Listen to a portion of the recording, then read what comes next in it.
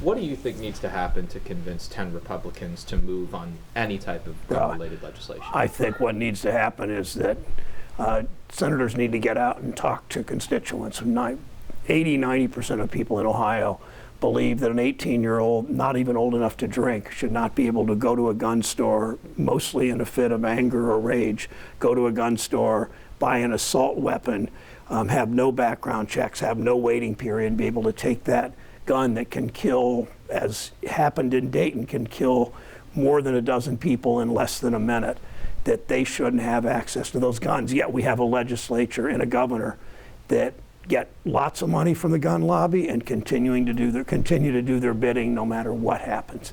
And I would hope that my Republican, I mean, this shouldn't be partisan. It's 80–90% of the public sees it this way, that you shouldn't have access, you shouldn't have unlimited access to guns like an assault weapon whenever you feel like no training, no rating period, no background checks, no anything. Mm-hmm.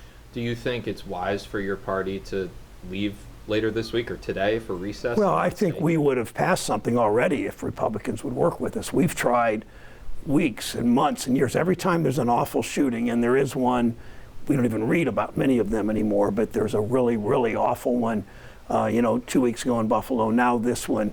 We go to Republicans, let's work together, and they will sometimes utter platitudes. Our thoughts are with the families, and we grieve for the families, and thank you, first responders. We all do that, we should do that.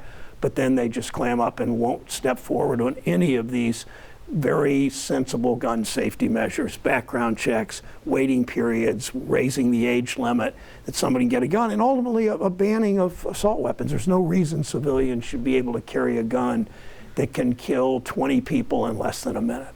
Just in your conversations with your colleagues in the last 2 days since the shooting, do you think any one of those things could make progress? I don't see, I think the question should be posed to the gun lobby. Are they willing to allow their Republican members to compromise? It's just like the oil industry. The oil industry denies climate change, and a whole political party here denies climate change.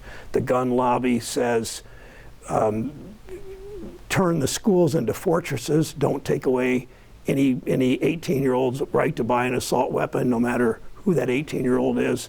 And if the gun lobby says jump, they'll jump. If they say don't jump, they won't. And that's what the story's been for far too many years.